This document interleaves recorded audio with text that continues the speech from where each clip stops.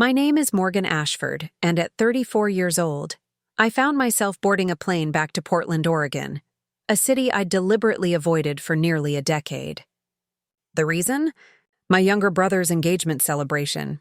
I'd spent those 10 years building something extraordinary on the East Coast, far from the suffocating expectations and relentless criticism that had defined my childhood. Despite creating a revolutionary architectural design firm in Boston that had transformed skylines and won national acclaim, my family continued to view me through the same dismissive lens they'd polished since I was a teenager. That evening, at an upscale venue overlooking the Willamette River with Mount Hood majestically framing the backdrop, something happened that I never could have anticipated. During the toast portion of the evening, my father stood before 75 gathered guests and delivered what can only be described as a character assassination disguised as a family speech. He told everyone assembled, relatives, family friends, business associates, that I had squandered my life on impractical fantasies, that I'd abandoned a promising future for frivolous artistic pursuits that would never amount to anything substantial. I sat there in stunned silence, my champagne glass trembling slightly in my hand, as the room absorbed his words with sympathetic nods and uncomfortable glances in my direction. The humiliation washed over me in waves, each word a reminder of why I'd put 3,000 miles between myself and this family. But then, my brother's fiancé, a man I'd only met twice before, looked down at his phone, his expression shifting from casual interest to absolute shock. What he said next, loud enough for the entire ballroom to hear, didn't just freeze the party. It detonated a truth bomb that would fracture our family's carefully constructed narrative forever. Before I reveal exactly what Marcus discovered on his phone that night, and how it exposed a decade of willful ignorance and deliberate dismissal, let me take you back to where this story really begins. If you've ever felt invisible in your own family, or if you've achieved success that your relatives refuse to acknowledge, this story will resonate deeply. The twist that unfolded didn't just vindicate my choices. It forced everyone in that room to confront uncomfortable truths about perception, jealousy, and the stories families tell themselves to maintain hierarchy. Growing up in the Pearl District of Portland felt like living in a glass house, where every move was scrutinized, every achievement measured against impossible standards, and every dream I harbored was weighed and found wanting. Our family lived in a renovated loft space in a converted warehouse, ironic given my later career, where my father, Edmund Ashford, ran a successful accounting practice specializing in tech startups. He had that particular Pacific Northwest combination of casual appearance and cutthroat business acumen, always dressed in carefully pressed khakis and Oxford shirts. His office filled with awards from grateful clients whose IPOs he'd shepherded to success. My mother, Patricia Ashford, worked as a senior loan officer at one of Portland's largest credit unions, and she approached both her career and her family with the same rigid risk assessment methodology she applied to loan applications. In her worldview, life followed predictable patterns: stable careers in finance, technology, or medicine, measurable achievements like titles and salaries, and paths that aligned with what she called proven success models. Creative fields, in her estimation, represented unacceptable risk, the equivalent of subprime mortgages that would inevitably default. My younger brother, Julian, arrived 3.5 years after me, and from his earliest days, he seemed genetically programmed to fulfill every expectation our parents harbored. While I spent hours sketching building facades and creating elaborate floor plans for imaginary structures, Julian mastered spreadsheets and financial modeling. By age 13, he was helping Dad's firm with basic data entry and learning accounting principles. By 15, he'd created a budgeting app that our parents proudly demonstrated at dinner parties, holding court while other parents nodded approvingly at this prodigy in their midst. Meanwhile was the family's question mark, the child who didn't quite fit the mold they'd created. My obsession with architecture and design began early, perhaps around age 10, when I spent an entire summer creating an elaborate model city in our basement using cardboard, craft supplies, and an almost manic attention to detail. I designed everything from residential towers to public parks, thinking through traffic flow, green spaces, and how people would actually live in these structures. When I showed my parents, expecting excitement, or at least interest, my father glanced at it briefly before returning to his laptop. "That's nice, Morgan," he said absently. "But you know that kind of thing doesn't pay the bills, right?" My mother's response was more pointed. She examined my work with the critical eye she probably used to assess loan applications, then turned to me with a concerned expression. "This is a lovely hobby," she said carefully, "but Julian just scored in the 99th percentile on his math assessment. That's the kind of achievement that opens doors. Maybe you should focus more on your grades and less on these projects." The message was clear. What I loved, what consumed my imagination and drove my passion, didn't matter. It was a hobby, something to be outgrown, like believing in Santa Claus or playing with action figures. That became the pattern throughout my middle school and high school years. Every achievement I managed in design or architecture was minimized, contextualized, or outright dismissed, while Julian's accomplishments in mathematics and business were celebrated with family dinners, Facebook posts, and calls to relatives. When I won first place in a regional design competition for high school students, beating out over 300 entries with a sustainable housing concept that caught the attention of several Portland architecture firms, my parents attended the award ceremony but left early.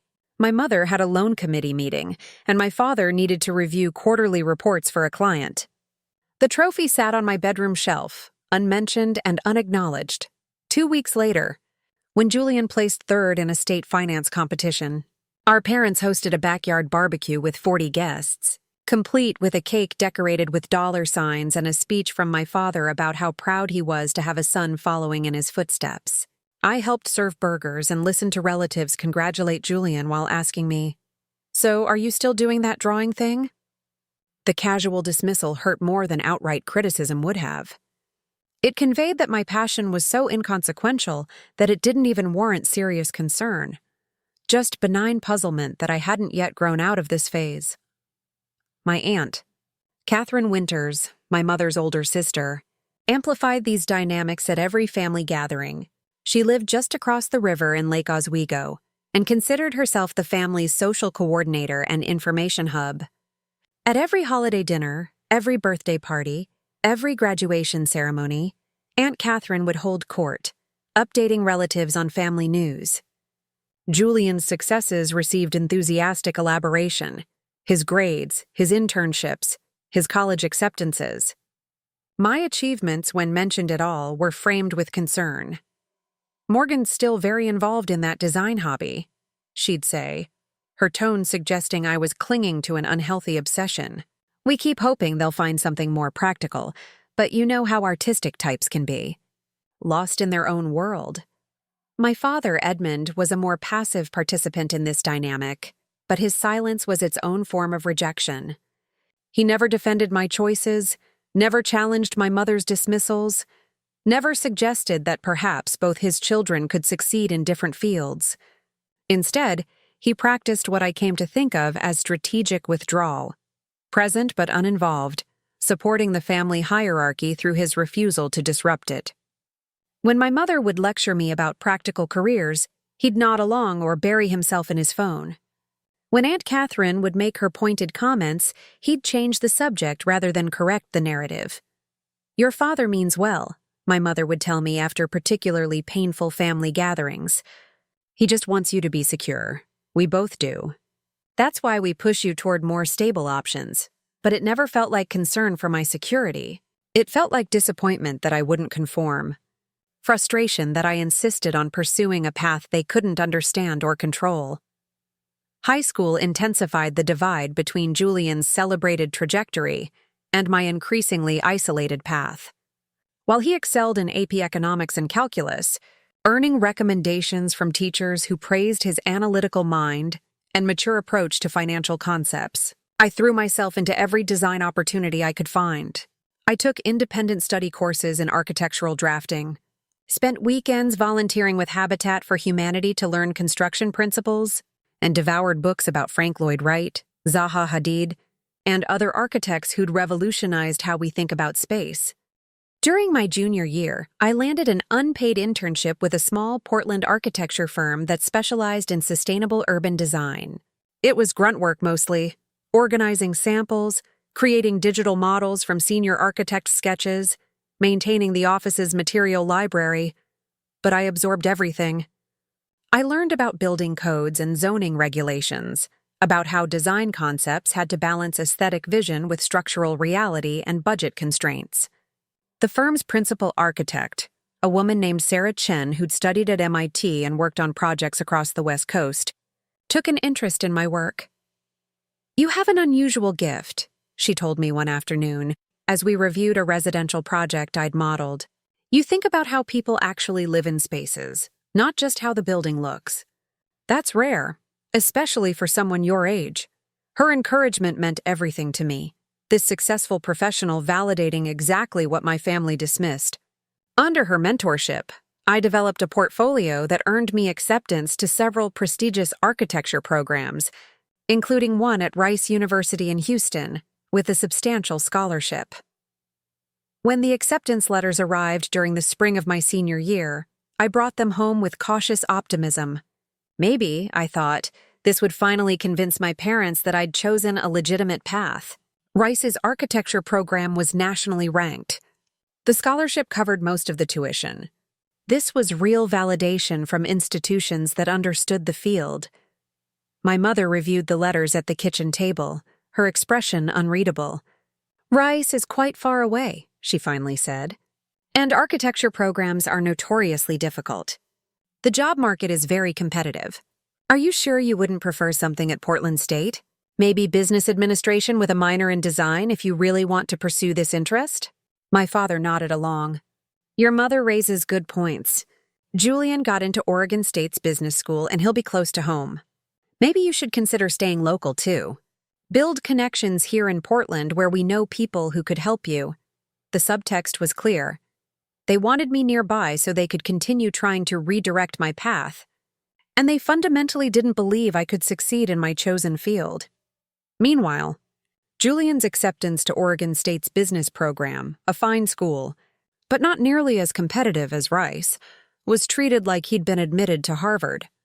My parents hosted another celebration dinner, this time inviting extended family and business associates. They created a slideshow of Julian's achievements, set up a congratulations banner, and my father gave a speech about legacy and following in footsteps. At that dinner, surrounded by relatives praising Julian while barely acknowledging my Rice acceptance, something crystallized inside me. I realized that no achievement would ever be enough. I could design the next Burj Khalifa and my family would find ways to diminish it. They'd constructed a narrative where Julian was the success story and I was the cautionary tale, and no amount of evidence would convince them to revise that script. Aunt Catherine, holding court as usual, noticed me sitting quietly in the corner and approached with her characteristic blend of concern and condescension. "Morgan, sweetie, we're all worried about you going so far away. Architecture is such a risky field. What if it doesn't work out? You don't have a backup plan." "Julian doesn't have a backup plan either," I pointed out. "That's different," she said with a patronizing smile. "Business skills are transferable. Finance, accounting, those are solid foundations. But if architecture doesn't pan out, what will you do? You'll be so specialized, and the market is so saturated." She continued in this vein, loudly enough for others to hear, painting a picture of my impending failure to anyone within earshot. My parents, standing nearby, didn't correct her. They let her concerns hang in the air, unanswered, and therefore implicitly endorsed. I left that dinner early, pleading a headache, and made my decision. I would accept Rice's offer, and I would prove everyone wrong. Not for their validation, I'd given up on that, but for myself. Rice University's architecture school represented everything I'd hungered for: rigorous training, passionate professors, peers who shared my obsession with design. The program's intensity was legendary. All-nighters in the studio were standard, critique sessions could be brutal, and the workload made high school look like a casual hobby. But I thrived in that environment. For the first time in my life, I was surrounded by people who understood that architecture wasn't frivolous decoration, it was about solving human problems through thoughtful spatial design. My parents visited exactly once during my 4 years at Rice, driving through Houston on their way to a conference in Austin during my sophomore year. They took me to dinner, asked perfunctory questions about my classes, then spent most of the meal updating me on Julian's internship at a prominent Portland accounting firm. My mother, scanning the restaurant with the critical eye she applied to everything, commented that Houston seemed chaotic and wondered how I could focus on my studies in such an disorganized city.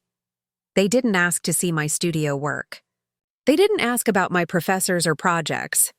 They didn't attend the end-of-year exhibition where my sustainable low-income housing design won the departmental award for innovation. They were physically present but emotionally absent, already bored by the conversation before it began. Meanwhile, they attended every one of Julian's college events, Parents' Weekend every year, his business school awards ceremony, even a casual intramural basketball game where he barely played. My mother posted photos from each visit on Facebook with captions about being so proud of our business, scholar. My own college milestones went undocumented and unremarked upon. The breaking point came during the summer after my junior year. I'd been accepted to a highly competitive internship at a prestigious Houston architecture firm, Kessler & Moore, known for innovative commercial designs across the Southwest. The internship paid well and offered real responsibility.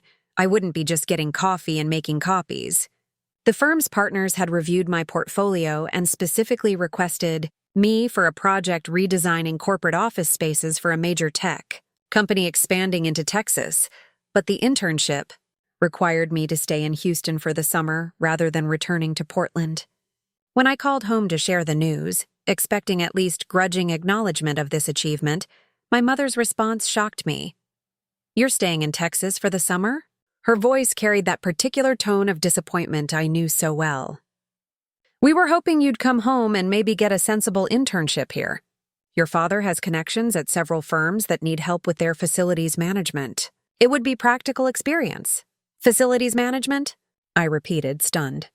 "Mom, I'm studying architecture. This is an architecture internship at one of the top firms in the region. They're paying me $25 an hour, and I'll be working on real projects." "That's all very impressive sounding," she said, her skepticism palpable even over the phone. "But you're so far away and we hardly see you." "Julian has an internship here in Portland, and he'll be living at home, building his local network. You're isolating yourself in Texas, and I worry that you're being impractical. What happens when you graduate and you've built no connections in the Northwest? You're setting yourself up for difficulty." The conversation deteriorated from there. My father got on the line to echo my mother's concerns, adding that they'd told relatives I'd be home for the summer and now would have to explain my absence. Aunt Catherine had apparently already been spreading the word that I'd be back, and my absence would require explanation. "What should we tell people?" my father asked, as if my career-building internship was an embarrassing problem to be managed rather than an achievement to celebrate. "Tell them the truth," I said, my frustration boiling over. "Tell them I'm interning at a respected firm doing work in my chosen field. Tell them I'm building my career." "There's no need to be defensive," my mother chided. "We're just concerned about your future. This is exactly the kind of impulsive decision-making that worries us. You're so focused on this architecture dream that you're not thinking practically." After we hung up, I sat in my apartment feeling hollowed out. They would never see my choices as legitimate. They would always frame my career path as a concerning deviation from sense and reason. And most painfully, they would continue celebrating Julian's conventional achievements while treating my less traditional success as a problem to be solved.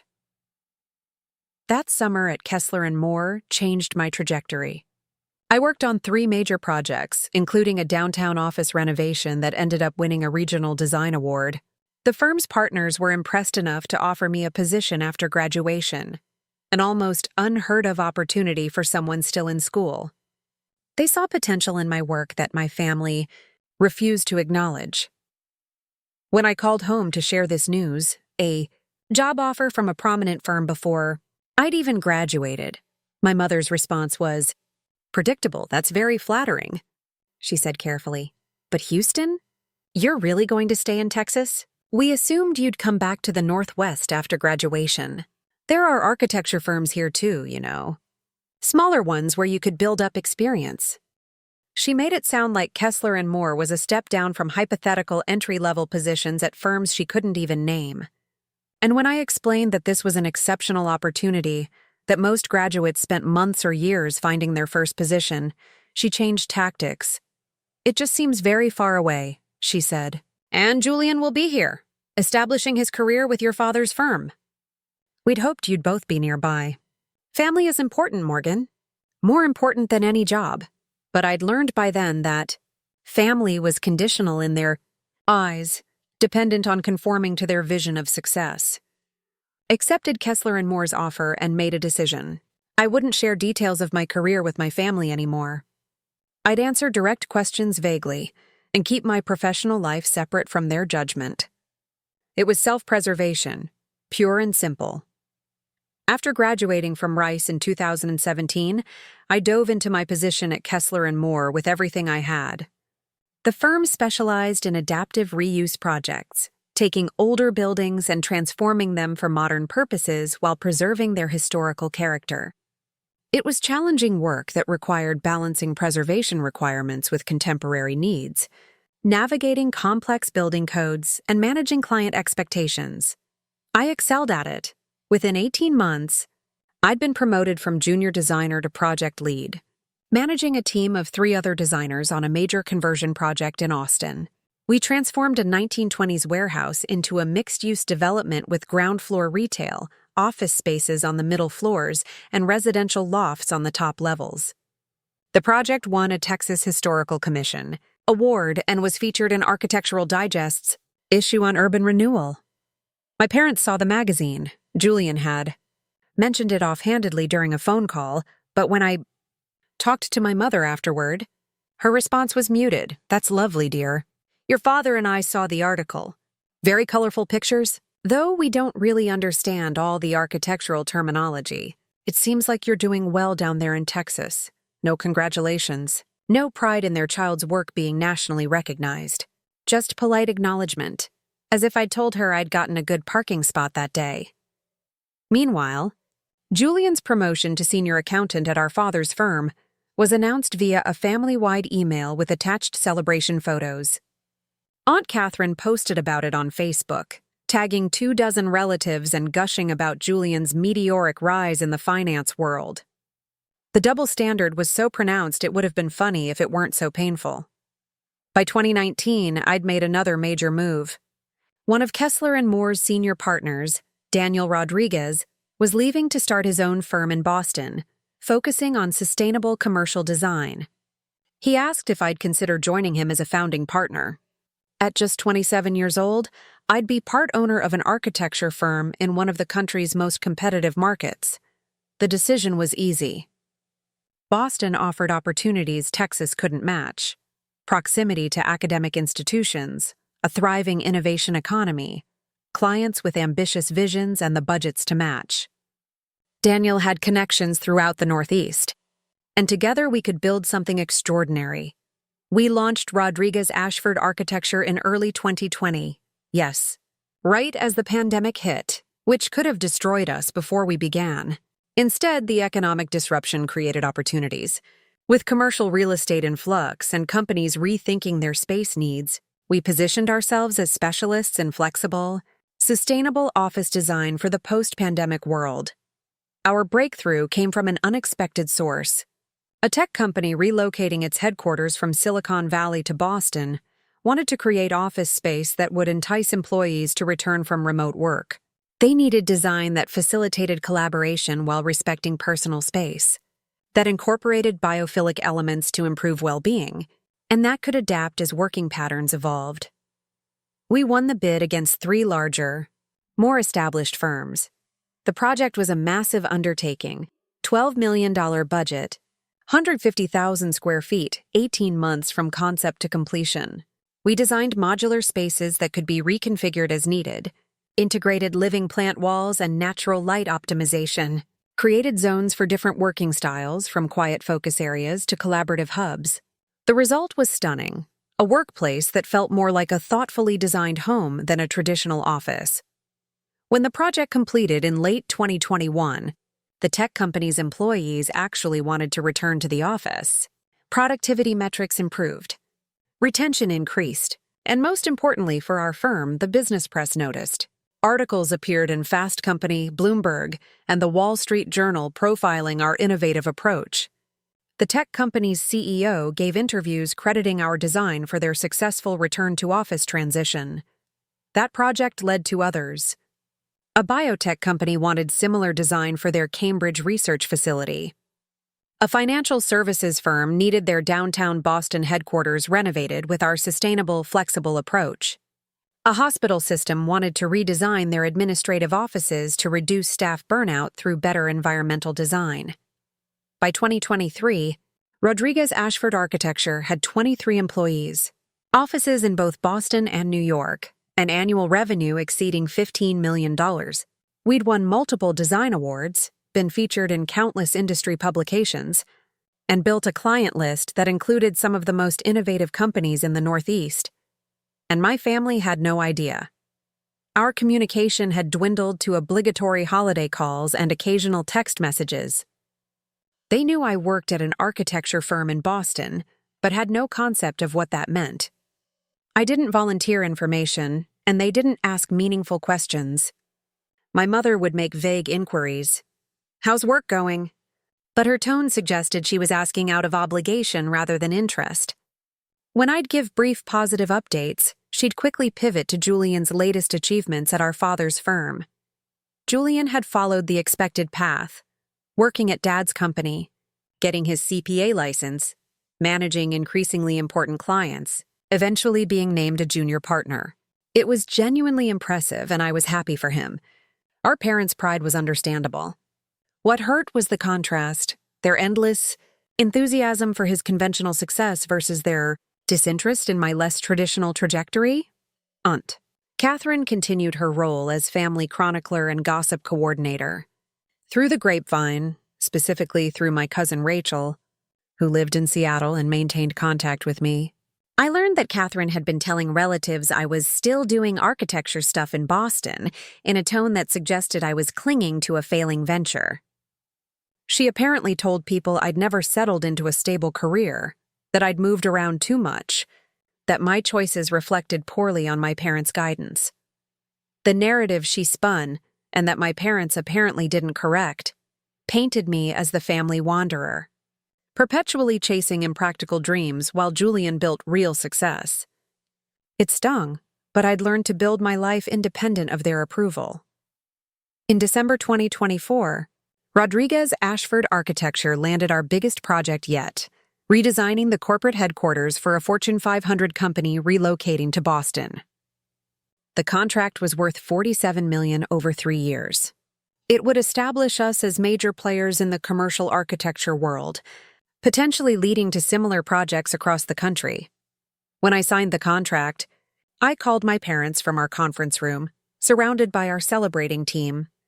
I thought maybe this achievement was big enough, impressive enough, that they'd finally recognize what I'd built.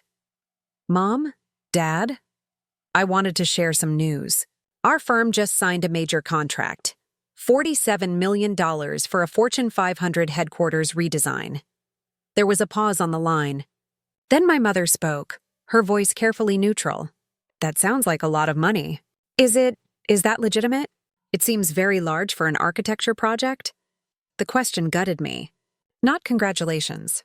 Not pride, but skepticism that the number could be real, that my success could be legitimate. "Yes, it's legitimate," I said, my excitement draining away. "It's a 3-year project for a major company relocating their headquarters." "Well, that's nice," my father offered, "though I imagine there's a lot of risk with a project that large. What if something goes wrong? Architecture projects are notorious for going over budget and facing delays. We read about that all the time." They'd found a way to turn my greatest professional achievement into a liability, a potential failure. I got off the phone quickly, making excuses about meetings, and sat in my office feeling that familiar hollowness. My business partner Daniel found me there 20 minutes later, concerned by my expression after what should have been a celebratory call. "Your family?" he guessed. I nodded. "Let me guess," he said, sitting across from me. They questioned whether it was real, or focused on potential problems, or somehow made it about themselves. "All of the above," I admitted. Daniel shook his head. "Morgan, you're one of the most talented architects I've ever worked with. You're a founding partner at a multi-million-dollar firm at 34 years old. You've won awards. You've been featured in national publications. Your family's inability to see that is their failure, not yours." Intellectually, I knew he was right. Emotionally, that parental approval, or at least acknowledgement, still mattered more than I wanted to admit. In early March 2025, I received an unexpected email from Julian. The subject line read, "Personal news and request," which was unusual enough to make me open it immediately. Julian and I had maintained a cordial but distant relationship over the years. Occasional messages about holidays or family health issues, but nothing deep or substantive. The email was longer than his typical communications. "Morgan, I hope this message finds you well. I have some exciting personal news to share. I've gotten engaged. His name is Marcus Chen, and he's someone I met through work. He's a commercial real estate developer here in Portland. We've been together for 2 years, and he proposed last month. We're planning an engagement party on April 12th at the Vista Bridge Ballroom overlooking the city. It's going to be a family-focused event before the wedding later this year. I know we haven't been in close touch, and I know things have been complicated with the family, but it would mean a lot to me if you could attend. Mom and Dad are hosting, and there will be about 80 people, family, close family friends, and some business associates. I understand if the logistics don't work with your schedule, but I wanted to extend a personal invitation. It's been too long since I've seen you, and this felt like an important moment to try to reconnect. Let me know if you can make it. Julian?" I read the email 3 times, emotions swirling. Happiness for Julian. He deserved love and celebration. Anxiety about returning to Portland and facing my family. Curiosity about this Marcus Chen who'd captured my brother's heart. And underneath it all, a weary resignation that attending meant subjecting myself to my family's judgment and Aunt Catherine's commentary. My first instinct was to decline. Send a polite message about work obligations, ship a generous gift, and maintain the protective distance I'd built. But something made me hesitate. Maybe it was the personal tone of Julian's email, more vulnerable than our usual exchanges. Maybe it was curiosity about whether anything had changed in the decade since I'd been home. Or maybe, despite everything, some part of me still hoped for connection with my family. I discussed it with my partner, Alexandra, over dinner that night. "What does your gut tell you?" she asked, knowing the complicated history. "My gut says it'll be painful and probably nothing will have changed," I admitted. "But it's my brother's engagement. Missing it feels like admitting defeat, like letting them win by driving me away." "Then go," Alexandra said simply. "Go with 0 expectations. You're not that desperate student looking for approval anymore. You're a successful architect with a thriving firm and nothing to prove. If they can't see that, it's their loss. And you can always leave early if it gets bad." Her logic was sound. I'd built a life I was proud of, surrounded by people who respected my work. My family's opinion couldn't diminish what I'd achieved unless I let it. I responded to Julian. "Julian, congratulations on your engagement. I'm happy for you and would be honored to attend. I'll plan to fly in on April 11th and can stay through the weekend. It has been too long. Looking forward to meeting Marcus and celebrating this milestone with you." Morgan, 2 days later.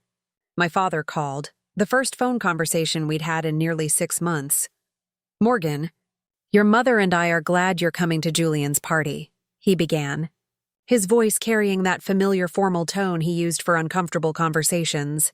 "It wouldn't look right if you weren't there, given how important family is to us. Relatives have been asking about you, wondering where you've been all these years. Not 'we've missed you' or 'we want to see you,' but it wouldn't look right. My attendance was about appearances. I'm coming for Julian, I clarified. I'm happy to celebrate his engagement. Of course, my father said quickly. We're all looking forward to seeing you. Your mother has been planning the event for weeks. She's very excited. Julian and his fiancé seem well matched. Marcus has a solid business, real estate development. Very practical field. The implicit comparison hung in the air. Julian had chosen a partner in a practical field, unlike my own impractical career. I should mention, my father continued, that we've invited some business associates and family friends. People who've known you since you were young. They'll probably ask what you've been up to, so be prepared for questions about your work. I'm fine discussing my work, I said. Yes, well, just, your mother thinks it might be best to keep things general. You know how she feels about... He trailed off, but the message was clear. My mother didn't want me talking too much about my career, potentially embarrassing the family with details of my impractical choices. I'll be perfectly cordial, I said evenly. I'm not going to lie about what I do for a living, but I'm there to celebrate Julian. That's my focus. We wrapped up with logistics. They'd pick me up from the airport. The party started at 6 p.m. Dress code was cocktail attire. The conversation was stiff and transactional, more like coordinating with a distant relative than talking to a parent. After hanging up, I felt the familiar weight of anticipation, not excitement, but the dread of walking back into a system where I'd always been assigned the role of disappointment. I flew into Portland International Airport on the afternoon of April 11th. Spring rain, creating that particular northwest mist that I'd almost forgotten during my years on the East Coast. My father picked me up in his Mercedes sedan, a recent upgrade from the more modest cars of my childhood, another visible marker of his financial success. The drive to my parents' house in the Pearl District felt surreal, familiar landmarks triggering memories I'd largely suppressed. We passed Powell's Books, the food cart pods I'd frequented during high school, the riverfront where I used to sketch bridges and buildings. Portland had changed. More construction, more gentrification, more visible homelessness. But the bones of the city remained the same. My father filled the silence with safe topics. Weather, traffic, updates on extended family members I barely remembered. He didn't ask about my firm or my life in Boston. The questions he did ask were surface level. How was my flight? Was I staying anywhere after the party? Had I heard from Julian? Your mother's been working very hard on the party, he said as we pulled into their building's parking garage. She wants everything perfect for Julian. You know how she gets about family events. Their loft had been extensively renovated since my last visit.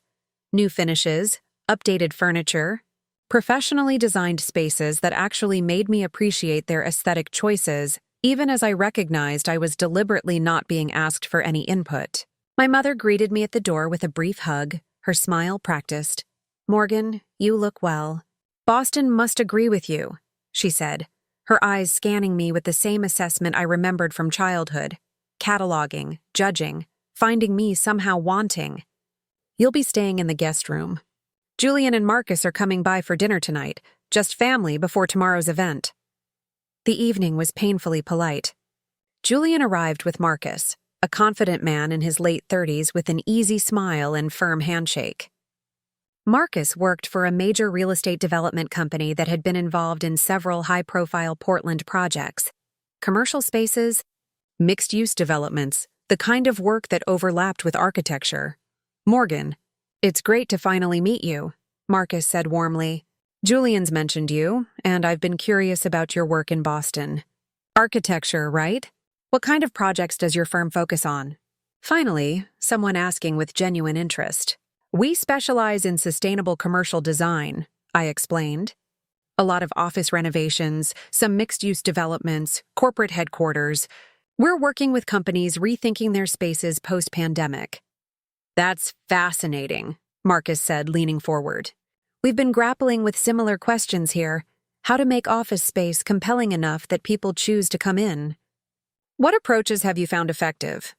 We fell into an engaging conversation about biophilic design, flexible space planning, and the psychology of workplace environments. Marcus knew the field well enough to ask smart questions, and I found myself relaxing. Talking passionately about the work I loved, my mother interrupted after about 10 minutes. "Marcus, you'll have to forgive Morgan's enthusiasm," she said with a light laugh that didn't reach her eyes. "Architecture talk can get quite technical. Julian, tell us more about the wedding timeline. Have you set a date yet?" The subject change was deliberate, dismissive. She'd given me exactly 10 minutes of attention before redirecting to Julian. Marcus looked slightly surprised by the interruption, but graciously shifted topics, discussing wedding venues and guest lists. Throughout dinner, the pattern repeated. Any conversation that centered on me or my work was quickly redirected. When my father asked a perfunctory question about Boston's weather, my mother cut in before I could answer fully to mention Julian's recent promotion to senior partner at the firm. When Marcus tried to return to discussing architecture, my mother steered us toward discussing the engagement party details. Julian, to his credit, seemed uncomfortable with the dynamics. He asked me direct questions about my life, seemed genuinely interested in my answers, and tried to balance the conversation. But he'd spent 30 years learning not to challenge our parents directly, and old habits ran deep. After dinner, as we cleared dishes, Julian pulled me aside in the kitchen. "I'm sorry about Mom," he said quietly. "She gets focused on certain things. She doesn't mean to dismiss your work." "Yes, she does," I said, not unkindly. "She's been doing it my entire life, Julian. I'm not looking for an apology or an explanation. I made peace with who they are a long time ago." He looked troubled. "I didn't realize how bad it was until I moved out and got some distance. The way they talk about you when you're not here. It's not fair. What do they say?" I asked, curious despite myself. Julian hesitated, then sighed. "Mom tells people you're still trying to make architecture work in Boston. Like it's a phase you haven't outgrown. Aunt Catherine is worse. She acts like you're barely surviving, struggling with some failing business. They've built this whole narrative where I'm the responsible success and you're the cautionary tale." "I know," I said. "Your cousin Rachel's kept me updated on the family gossip circuit. Are you doing okay? Financially and everything?" Julian asked carefully. "Because if you needed help..." I almost laughed. "Julian, I'm fine. More than fine. My firm is very successful." "How successful?" he asked. I considered how much to share, then decided honesty might be valuable. "Last year our revenue was over $15 million. We have 23 employees across offices in Boston and New York. We just signed a $47 million contract for a Fortune 500 headquarters." Julian's eyes widened. "Morgan, that's incredible. Does Mom know? Does Dad?" I told them about the contract.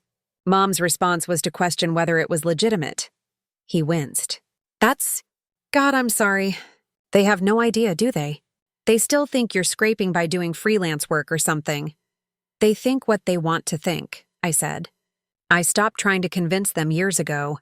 I'm just here for your engagement, Julian. That's all?" He nodded slowly, but I could see wheels turning in his mind. "Marcus is going to love talking to you tomorrow. He's been looking into firms for a major project his company is developing. I didn't realize your firm was at that level, or I would have made the connection." "It's fine," I said. "Let's just get through tomorrow." The Vista Bridge Ballroom was an impressive venue, exactly the kind of upscale Portland space that balanced industrial chic with natural elegance.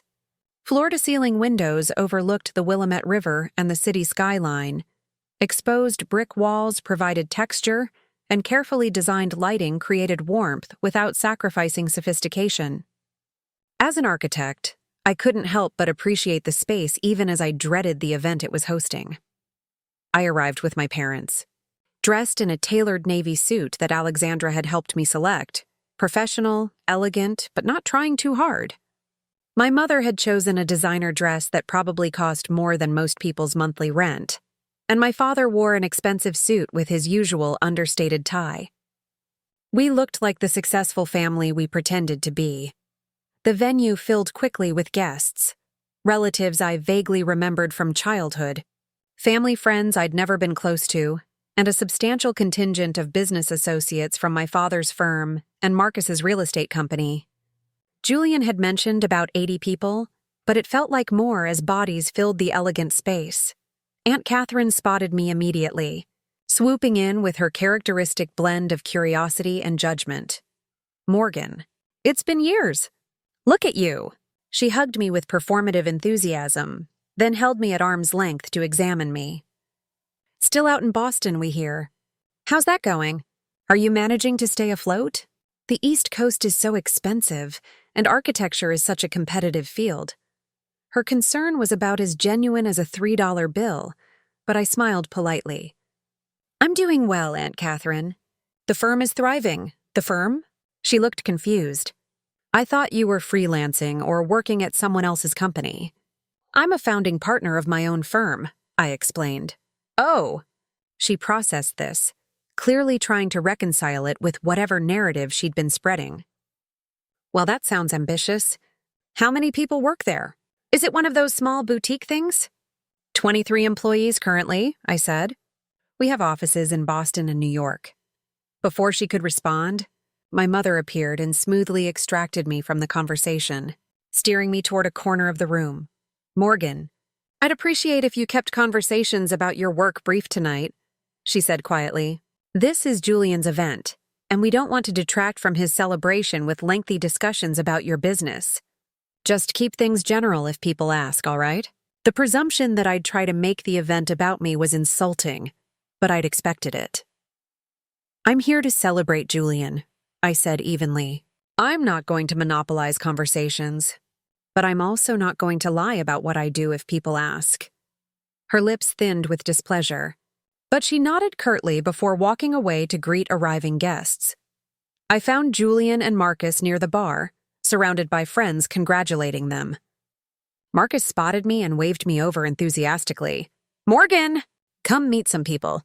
This is Derek Lansing. He works with me at Cascade Development. Derek, this is Julian's sister Morgan, the architect I was telling you about." Derek shook my hand firmly. "Marcus mentioned you're doing interesting work in sustainable design. We're always looking for innovative firms for our projects." We talked briefly about adaptive reuse and sustainable building practices before Marcus pulled me aside. "Meant to ask you last night before your mom changed the subject. Would you be interested in discussing a potential project? Cascade is developing a major tech campus in Beaverton, and we're looking for architecture firms to bid on the design. It's a big project, probably $30–40 million budget. I'd definitely be interested in learning more," I said, trying to keep my professional excitement in check. "But today should be about celebrating you and Julian." "Of course," he said warmly. "But let's connect next week. I'll send you the RFP details." As the evening progressed, I found myself enjoying conversations with several of Marcus's colleagues from the development world. They were curious about my work, asked intelligent questions, and seemed genuinely impressed by my responses. It was a stark contrast to my family members, who either avoided me or asked vague, perfunctory questions before moving on. Dinner was served at elegantly set tables. I'd been placed at table 7, away from the head table where Julian, Marcus, and my parents sat with close family and honored guests. The seating arrangement was pointed but not surprising. My table mates included distant cousins and family friends I barely knew, people who made polite small talk but clearly weren't sure who I was or why I mattered, as servers brought out the main course, perfectly prepared salmon with spring vegetables. My mother stood and tapped her wine glass for attention. The room quieted as she took the microphone, her teacher's voice projecting clearly across the space. "Good evening, everyone. Edmund and I are so thrilled to have you here tonight to celebrate Julian and Marcus's engagement. This is such a joyous occasion for our family."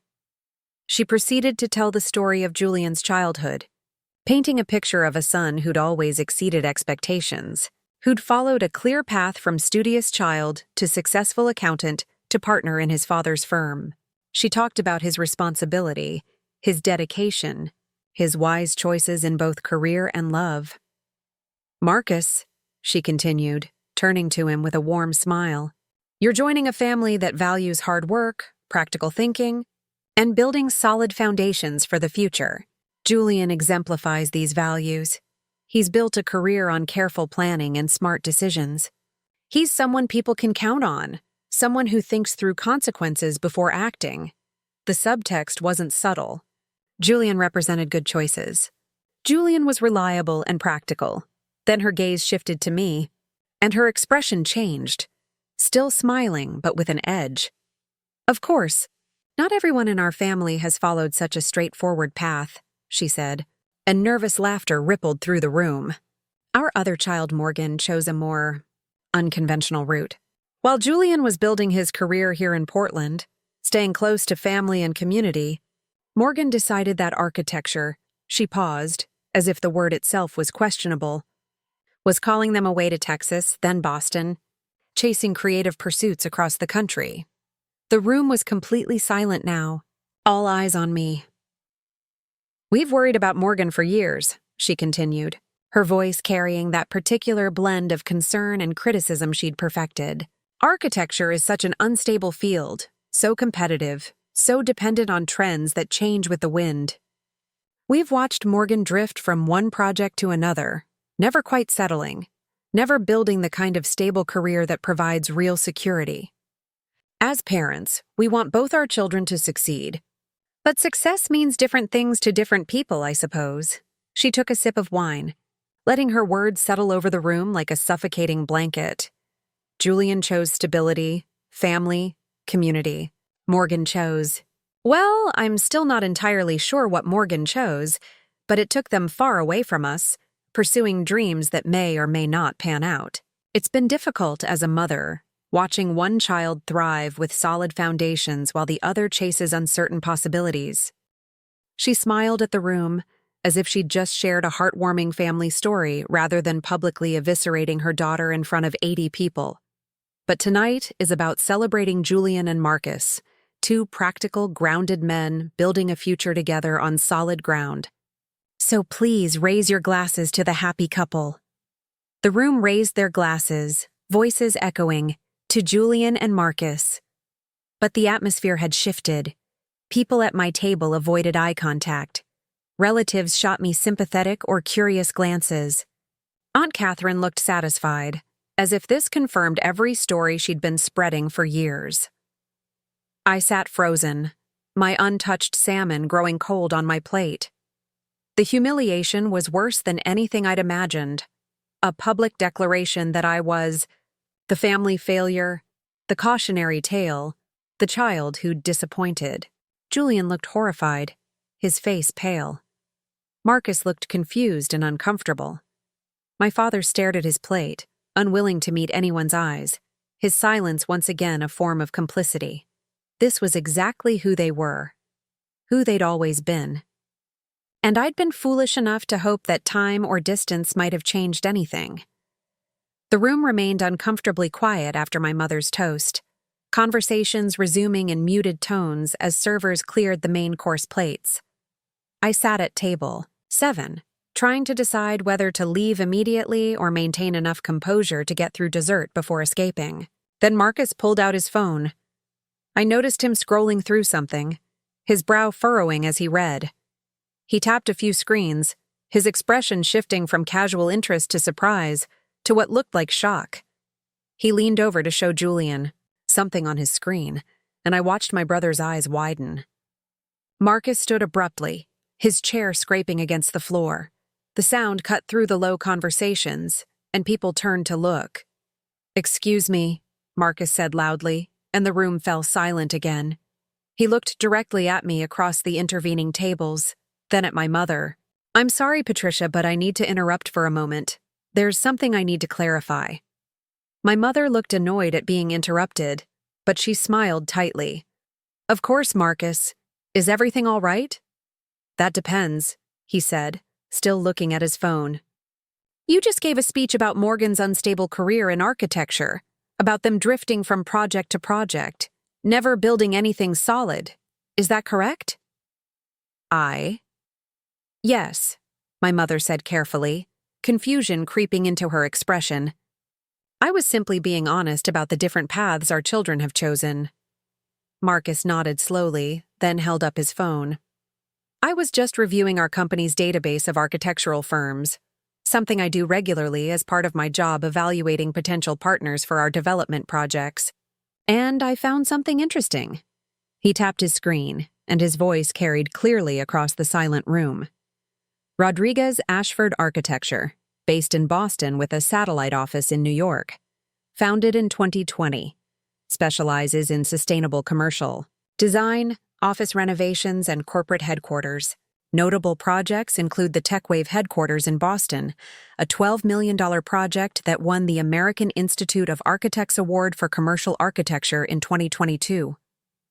My heart started pounding. He was reading from our firm's profile. The Greenfield Biotech Research Facility in Cambridge, $8 million project, completed 2023. The Riverside Financial Services headquarters renovation in downtown Boston, $15 million, completed 2024.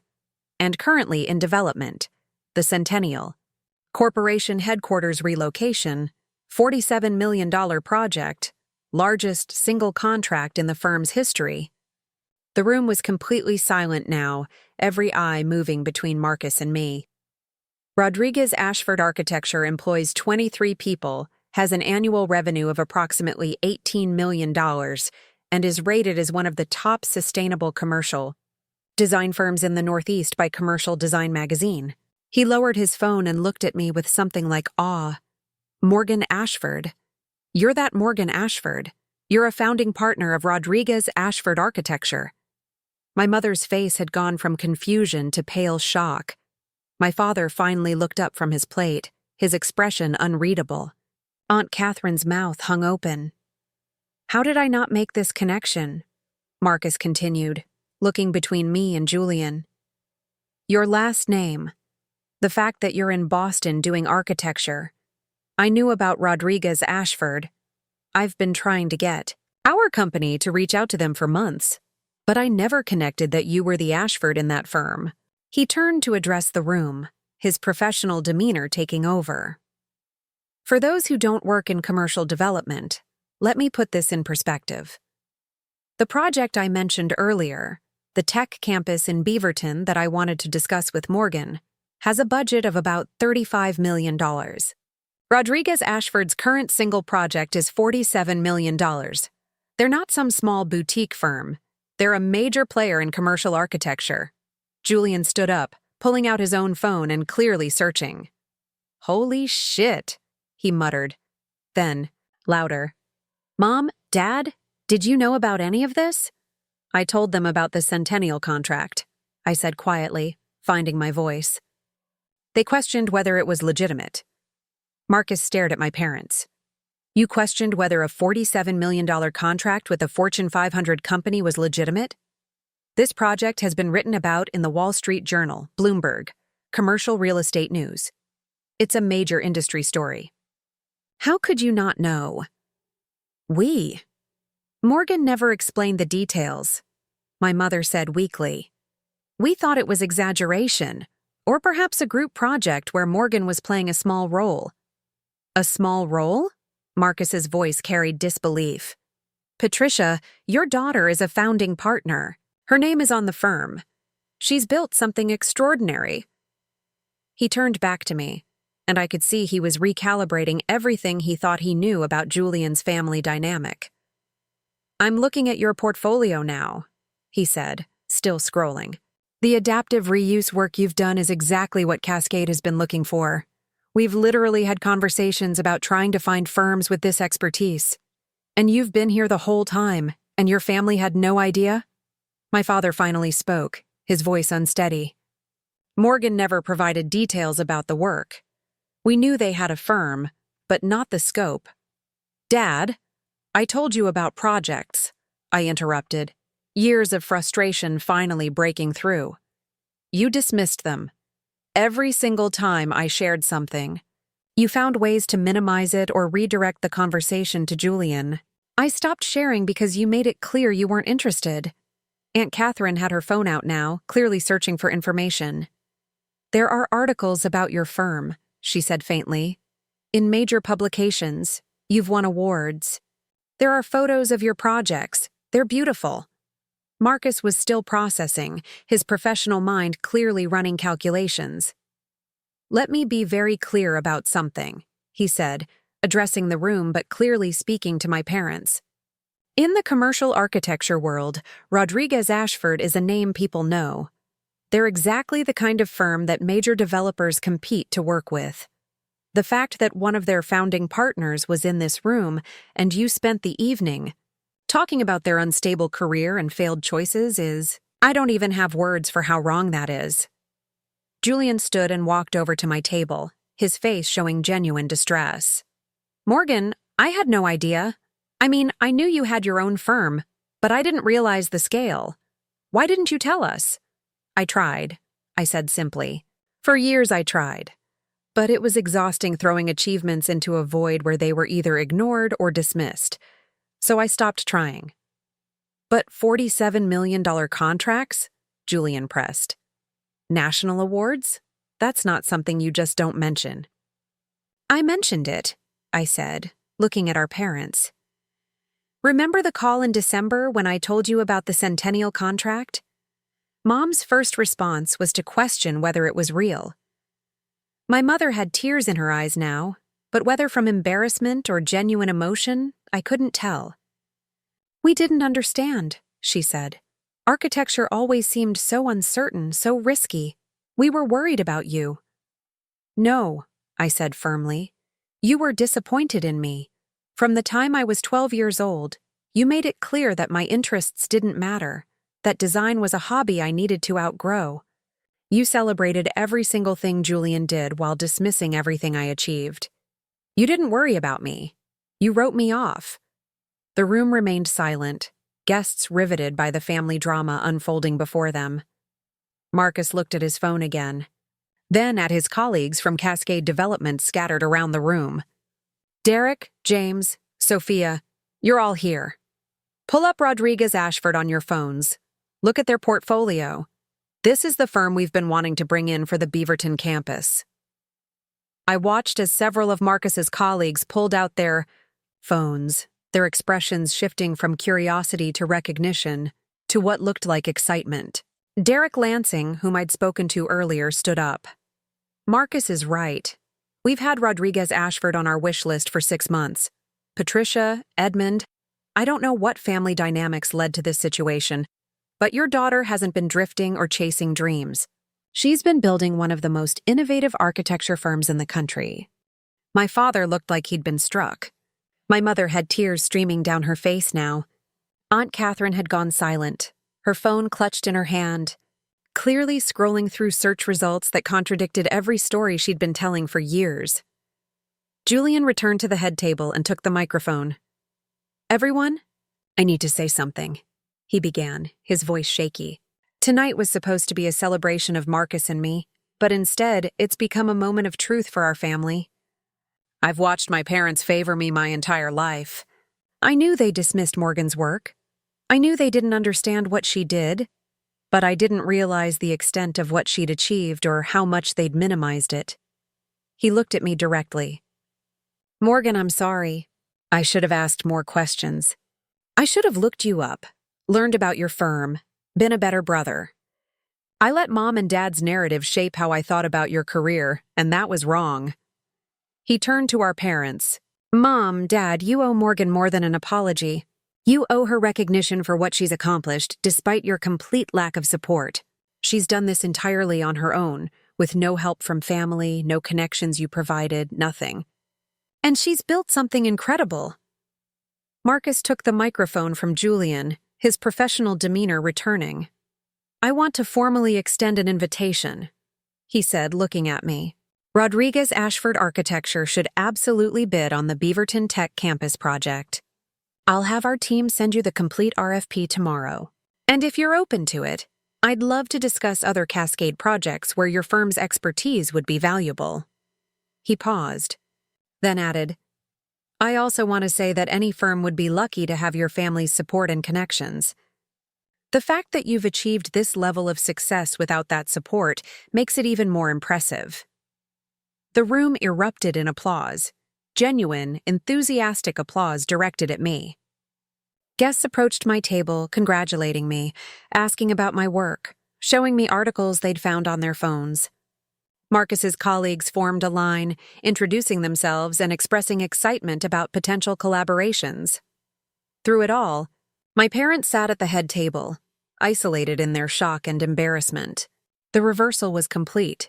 I'd gone from family failure to celebrated success in the span of 15 minutes, and they'd gone from concerned parents to exposed as willfully blind to their daughter's achievements.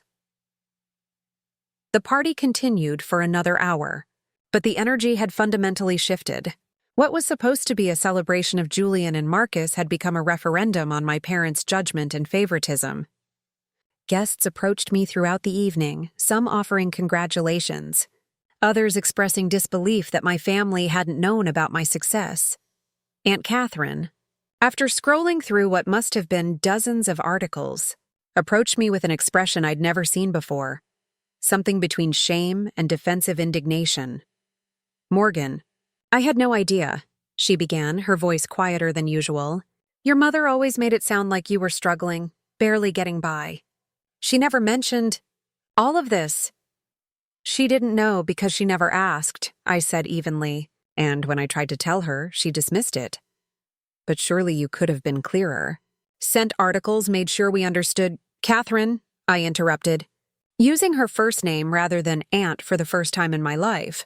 "I won a design award in high school, and you told people I was playing with furniture instead of preparing for adulthood. I got accepted to Rice with a scholarship, and you questioned whether architecture was a real career. When I mentioned projects, you framed them as failures waiting to happen. At every turn, you chose to believe I was failing because that fit the story you and my mother wanted to tell. The information was always available. You just didn't want to see it." She opened her mouth to respond, then closed it, and walked away without another word.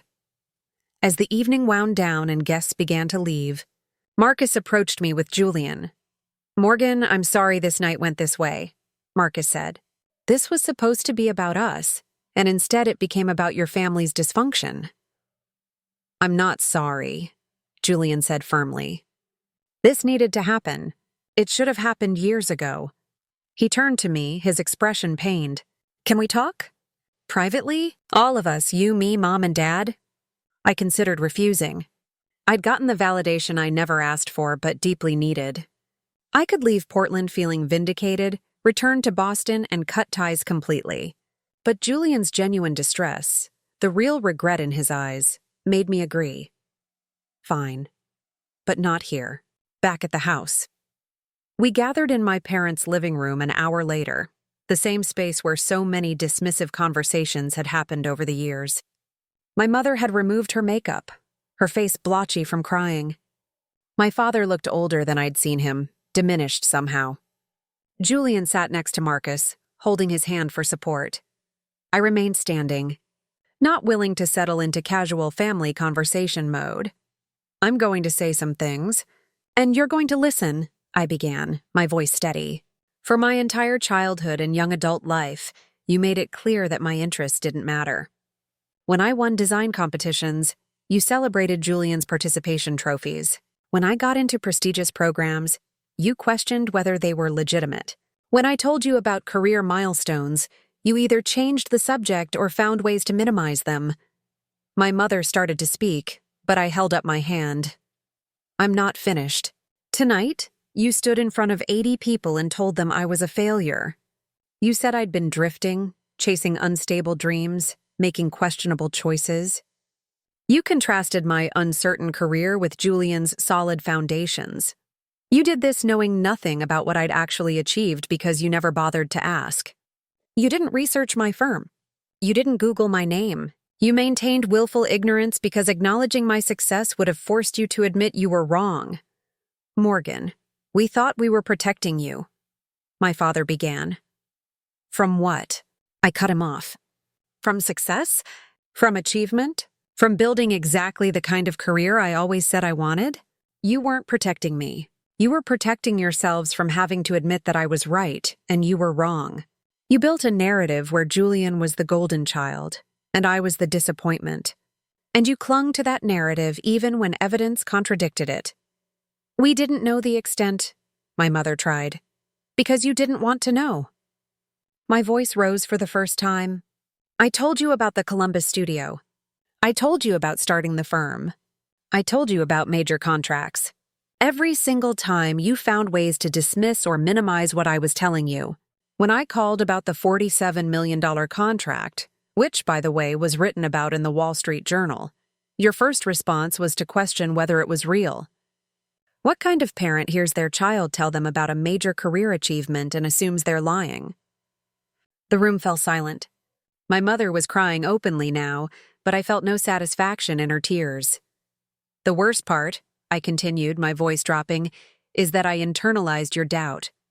For years, even as I succeeded, part of me believed your narrative. Part of me thought maybe I was making impractical choices. Maybe I should have followed a more conventional path.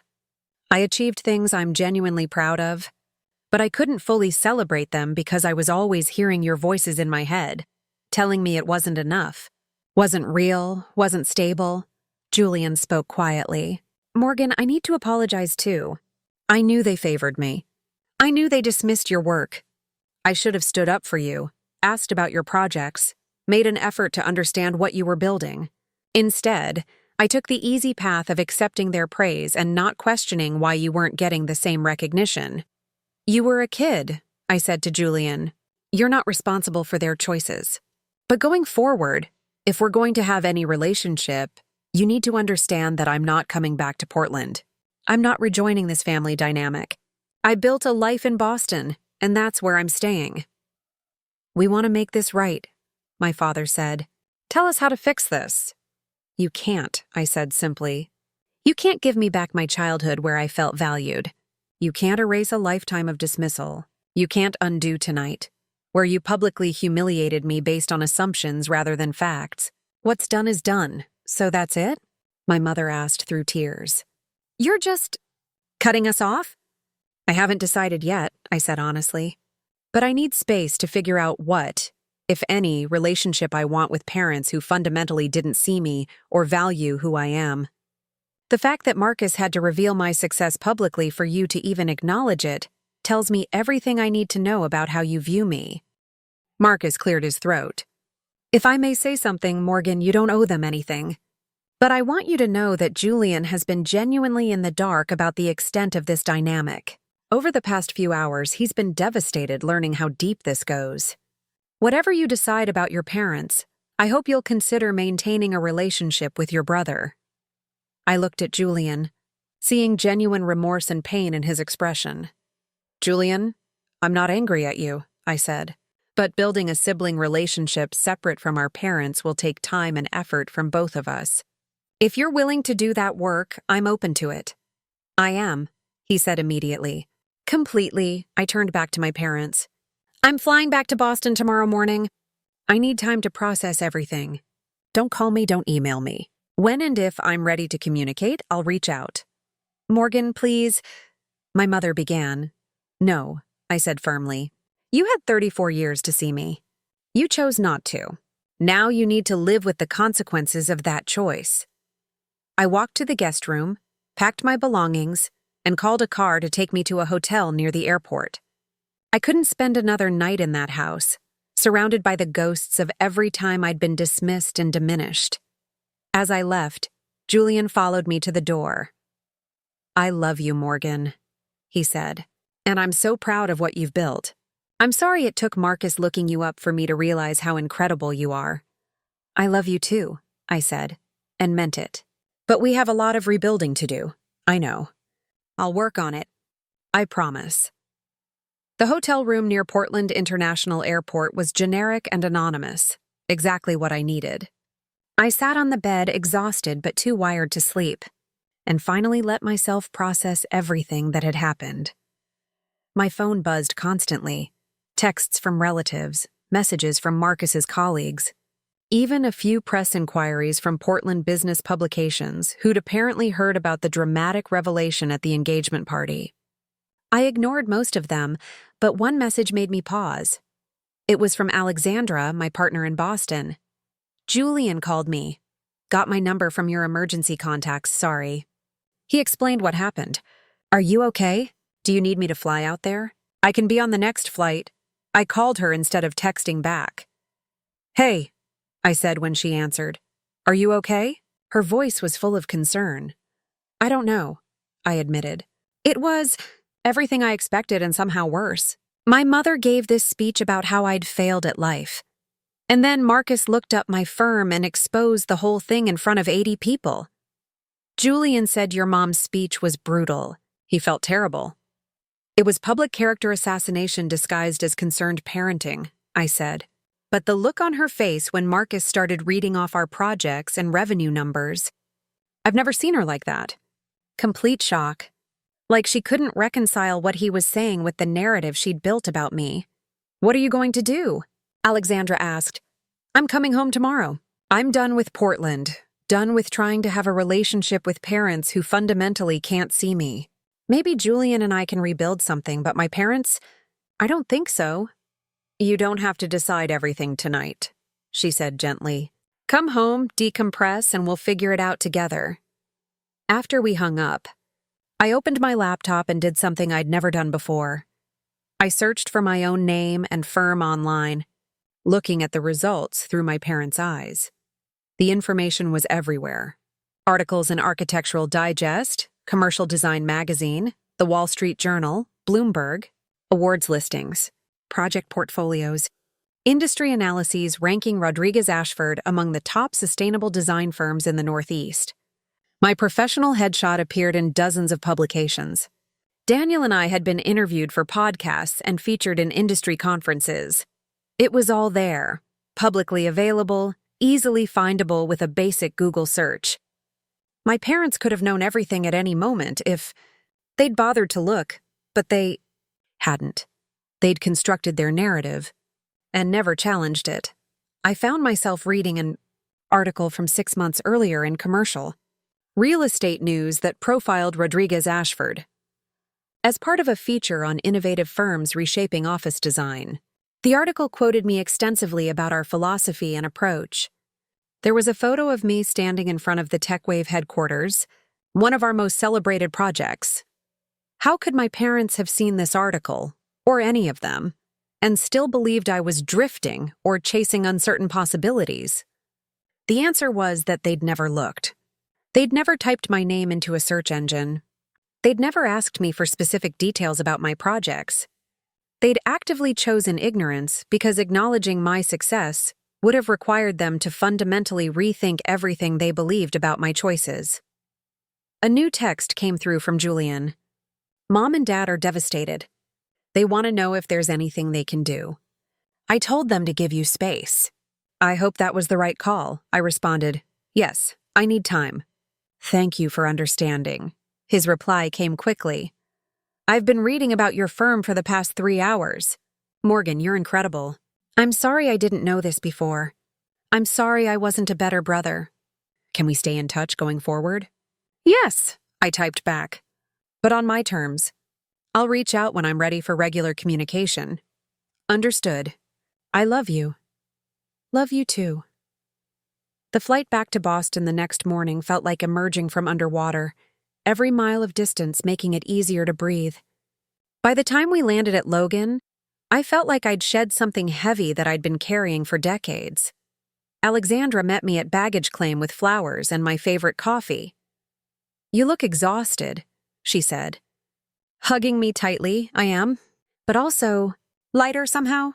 Over the next week, life slowly returned to normal. Work provided welcome distraction. We had the Centennial Corporation headquarters project ramping up, plus several smaller renovations that needed attention. Daniel noticed I was quieter than usual but gave me space to process. The messages from Portland continued. My mother called 17 times in the first 3 days before apparently getting the message that I wasn't ready to talk. My father sent carefully worded emails that tried to explain their perspective without actually apologizing. Aunt Catherine sent a long text that was equal parts defensive and apologetic, explaining that she'd only been repeating what my mother had told her. Julian was the only one whose messages I occasionally responded to. He didn't make excuses for our parents or minimize what had happened. He sent me links to articles about Rodriguez Ashford with notes like, "I can't believe I didn't know about this," and "This project is stunning." He asked questions about my work, my life in Boston, my relationship with Alexandra, genuine interest in who I actually was rather than who they'd assumed me to be. 2 weeks after the engagement party, Marcus reached out via LinkedIn. "Morgan, I wanted to follow up on the Beaverton Tech Campus project. I've sent the complete RFP to your firm's general email, but I wanted you to know that Cascade Development would be genuinely honored if Rodriguez Ashford would bid on this project." What happened at the engagement party was shocking, but it also revealed what I should have known earlier, that you're exactly the kind of architect we've been looking for. I also want to apologize if my revelation caused more pain. Julian told me about the aftermath with your parents, and I feel responsible for forcing that confrontation publicly. My intent was to correct a misunderstanding, but I realized the timing and method may have been hurtful. Regardless of family dynamics, I hope you'll consider the project on its merits. No pressure, no strings attached to family relationships. Just professional respect for your firm's work. I appreciated his message and forwarded the RFP to Daniel with a note explaining the complex situation. We reviewed it together, and the project was genuinely exciting, a chance to design a tech campus from the ground up with sustainability and flexibility as core principles. "Do you want to pursue this?" Daniel asked carefully. "Given the family complications?" "It's a good project," I said. "And Marcus seems like a professional who can separate business from family drama. Let's prepare a bid." Over the next 3 weeks, our team developed a comprehensive proposal for the Beaverton campus. We designed modular buildings that could adapt as the company grew, incorporated extensive green space and biophilic design elements, and created a campus layout that encouraged collaboration while respecting individual work styles. It was some of our best work. We submitted the bid in late May and received word in mid-June. Cascade Development had selected Rodriguez Ashford Architecture for the project. The contract was worth $38 million over 2 years, our second largest project ever. Marcus called to deliver the news personally. "Your proposal was exceptional," he said. "It wasn't a difficult decision. The design board was unanimous." "I appreciate that it was evaluated on merit," I said. "Absolutely. Though I should mention, Julian has been incredibly helpful with the financial projections for the project. He's been working with our finance team to model costs and timelines. He asked me to tell you that he'd love to collaborate professionally, but only if you're comfortable with that." I considered this. Working with Julian could be either healing or complicated. "Tell him I'm open to it," I said. "As long as it's genuinely professional collaboration, not an attempt to force family reconciliation." "Understood." He said the same thing, actually. The Beaverton project became a bridge, not to reconciliation with my parents, but to rebuilding a sibling relationship based on mutual respect. Julian and I had regular video calls about the project, discussing cost projections, timeline concerns, and design refinements. Gradually, those calls expanded to include personal topics: his wedding planning, my life in Boston, shared memories of childhood that we could finally discuss honestly. "I was so protected from seeing how bad it was for you," he told me during one call in July. "I knew Mom and Dad favored me, but I thought it was just typical sibling dynamics. I didn't realize it was systematic dismissal of everything you did. You were young," I said, "and you were receiving approval and love. Why would you question that?" "Because you weren't receiving it," he said. "And I should have noticed. I should have been a better brother." "You can be a better brother now," I said. "That's what matters." Word spread quickly in the commercial architecture world about Rodriguez Ashford landing the Cascade Development Campus project. It was the kind of high-profile contract that validated a firm's capabilities and opened doors to similar opportunities. In July, we received inquiries from 3 other major developers in the Pacific Northwest, all referencing the Beaverton project. In August, a Seattle-based tech company reached out about designing their new headquarters. By September, we were seriously discussing opening a 3rd office, potentially in Portland or Seattle to better serve West Coast clients. This is your family's city, Daniel pointed out during a partners meeting. Are you comfortable with that? It's a major metro area with significant commercial development, I said. I can't avoid an entire city because of family drama. Besides, most of our contact would be with clients and contractors, not my parents. We decided on Seattle for the third office, close enough to serve Portland clients but with enough distance that I wouldn't constantly run into family members. We hired a Seattle-based architect, Jennifer Park, to lead the office and began building a team. The professional success was gratifying, but the personal impact was more complex. Aunt Catherine reached out through Julian in August. Catherine asked me to tell you that she's been telling everyone about your success now. She's apparently very proud and has been showing relatives articles about your firm. I told her that her sudden pride was hypocritical given years of criticism, but she asked if you might be willing to talk to her at some point. I wasn't ready for that conversation. Maybe I never would be. My parents' communication continued sporadically. Emails that tried to apologize without fully acknowledging what they'd done. Invitations to family events I declined. Updates on family news I didn't respond to. My mother sent a particularly long email in September. Morgan, I've spent the past several months trying to understand how I failed you so completely. I've read articles about your firm, looked at photos of your projects, tried to comprehend the scope of what you've built. I'm proud of you. I know I never said that when it mattered, but I'm saying it now. I'm also ashamed of how I treated you, how I dismissed your passion and talent, how I publicly humiliated you at Julian's party. I won't make excuses. I was wrong. I held on to ideas about practical careers and stable paths, and I couldn't see that you were building something extraordinary because it didn't fit my limited understanding of success. I compared you to Julian constantly, which wasn't fair to either of you. I let my own fears and prejudices blind me to who you actually are. I don't expect forgiveness. I don't expect you to want a relationship with me. But I needed you to know that I understand now what I lost. Not just knowledge of your career, but a relationship with my daughter. That's on me. That's my failure, not yours. If you're ever willing to talk, I'll be here. If not, I understand that too. Love, Mom. The email sat in my inbox for a week before I could bring myself to respond. I received your email. I appreciate the acknowledgement, though it doesn't undo the damage. I'm not ready for regular communication or family reconciliation. That may change in time, or it may not. For now, I need to focus on my life and career without the weight of family expectations and judgment. If there are medical emergencies or critical family issues, Julian can let me know. Otherwise, I need space. Morgan. It wasn't forgiveness, but it was acknowledgement. A tiny crack in the wall I'd built. Julian and Marcus set their wedding date for October 2025. 18 months after the engagement party that had detonated family dynamics.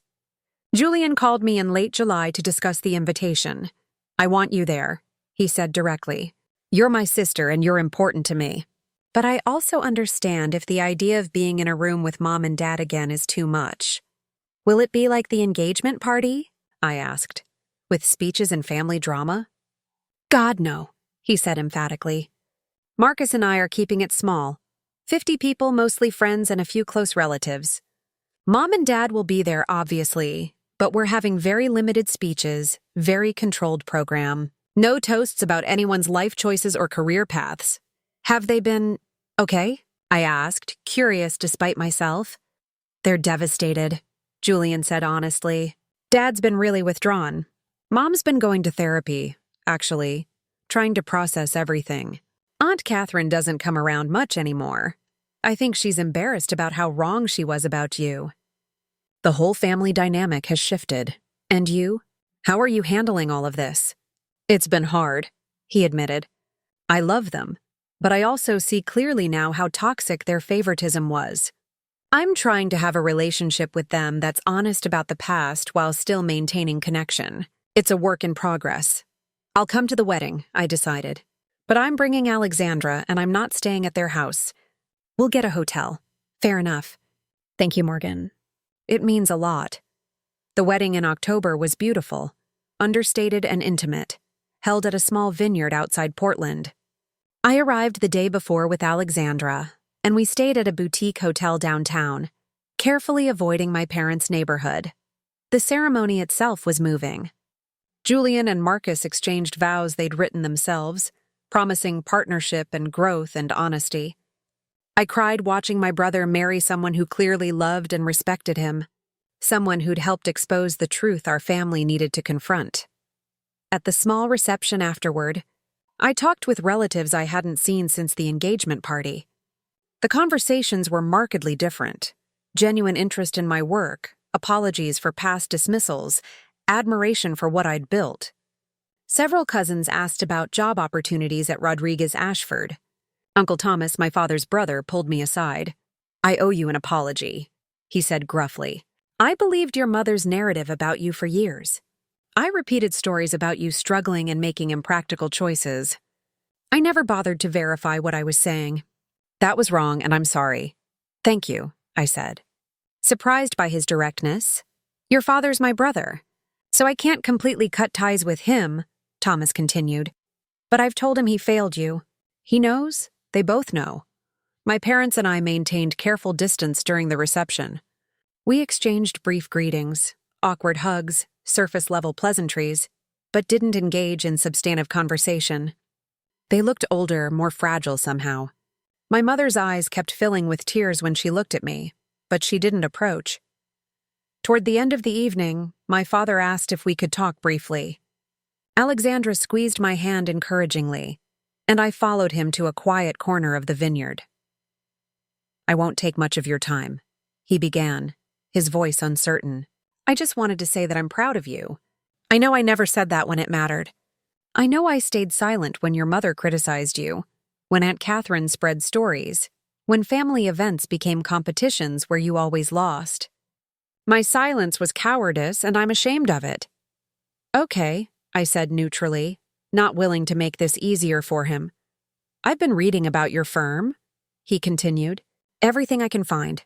The projects you've designed are remarkable. The sustainable approaches, the way you think about how people use spaces, it's innovative. You've built something I don't fully understand but deeply respect." "Why now?" I asked.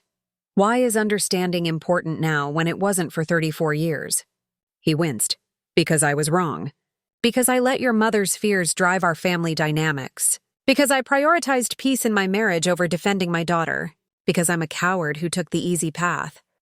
It was the most honest thing he'd ever said to me. "I don't know if we can have a relationship going forward," I said carefully.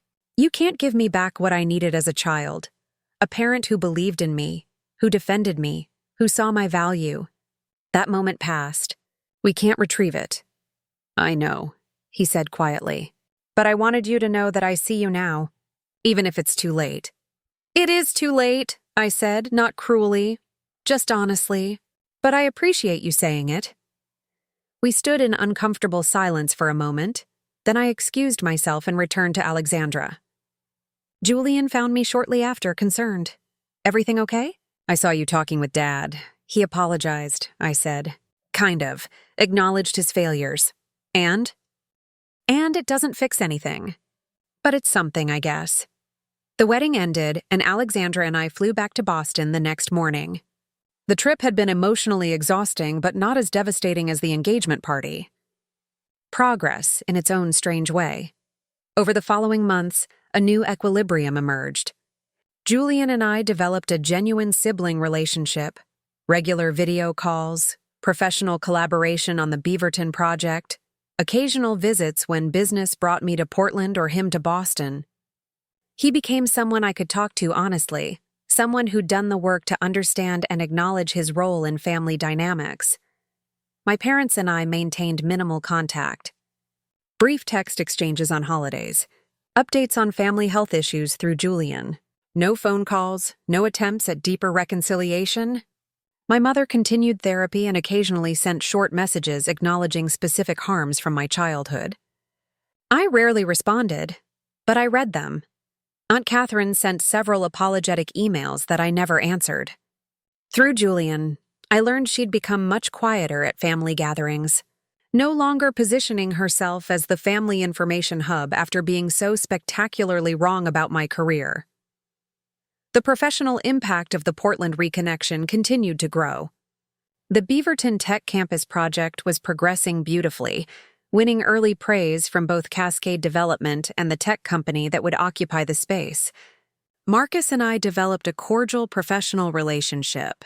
He occasionally reached out about other projects, always careful to keep business separate from family dynamics.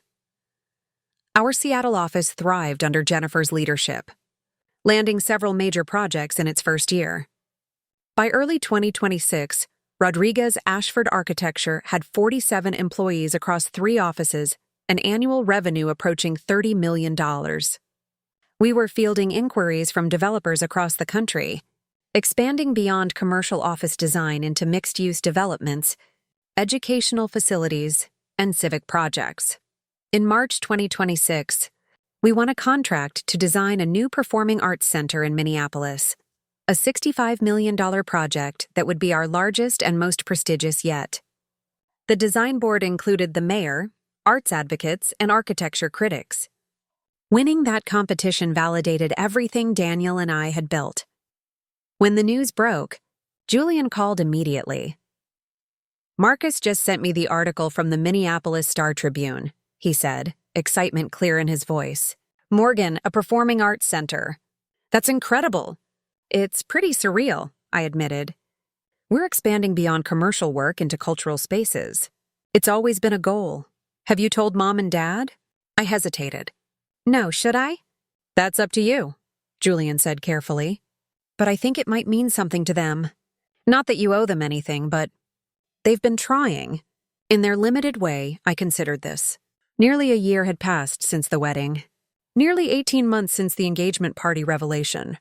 Time had softened some edges, if not healed deeper wounds. "I'll think about it," I said.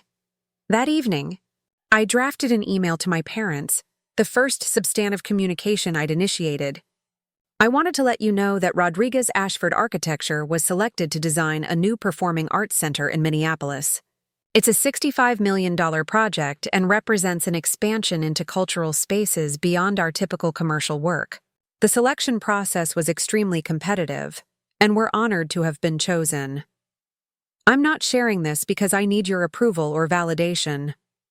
I'm sharing it because Julian suggested you'd want to know, and because I'm proud of this achievement regardless of whether you acknowledge it. Morgan, my mother responded within an hour. "Morgan, this is wonderful news. Truly exceptional. I've looked up the project online and seen the renderings you submitted. They're beautiful, thoughtful and innovative, and exactly what a performing arts space should be. I won't pretend this news changes our relationship or erases the past. But I want you to know that I'm proud of you, and I'm grateful you shared this with us. I love you. I always have, even when I couldn't show it in ways that mattered." Mom, it wasn't reconciliation, but it was a small step toward acknowledgement. As the months progressed and life continued, I found myself thinking about the journey from that humiliating engagement party to where I stood now. The public revelation of my success hadn't magically healed family wounds or created the relationships I'd always wanted, but it had done something important. It had forced everyone to confront the truth. Parents could no longer tell themselves comforting stories about my impractical choices or uncertain path. They had to acknowledge that their assumptions were wrong, their dismissals were harmful, and their favoritism had real consequences. That acknowledgement didn't undo the damage, but it made denial impossible.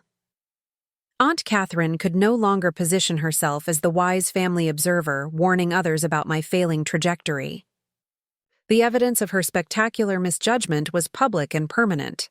She'd lost credibility and influence, natural consequences of spreading narratives without verification. Julian had gained something too, clarity about family dynamics he'd been too close to see.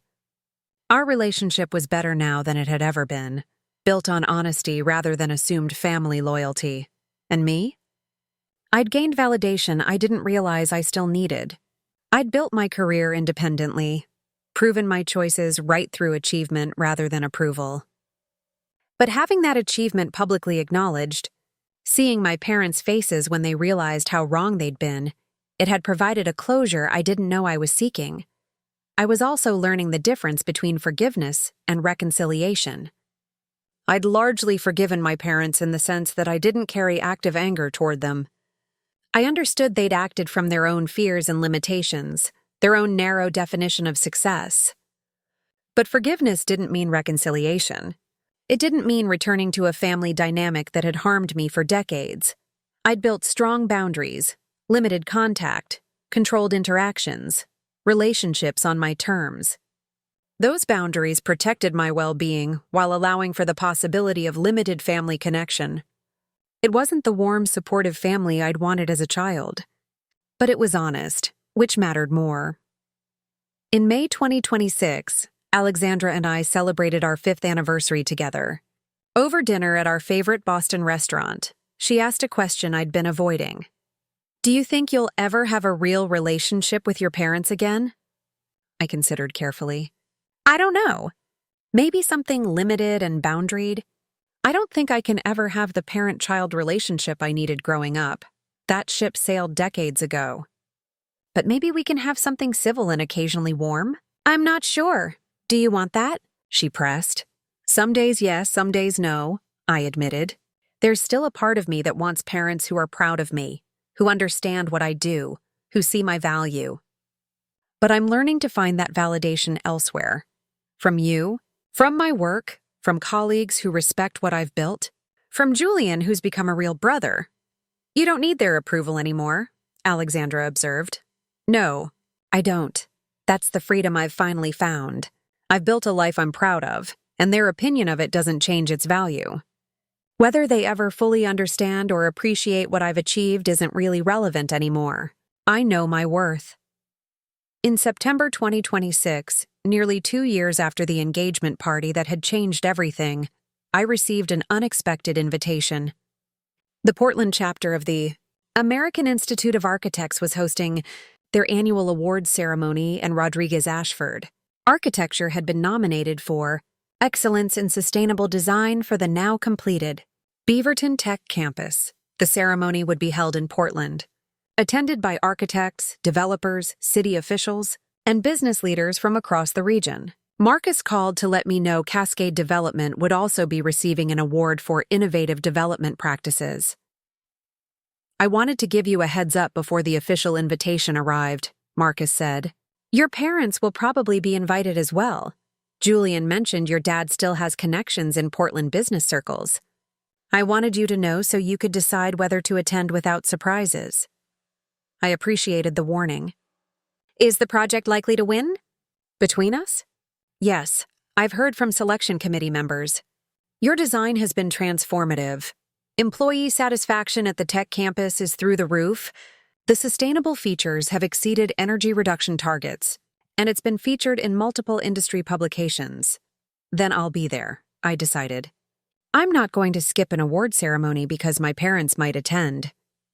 The ceremony in late September was held at a historic hotel in downtown Portland.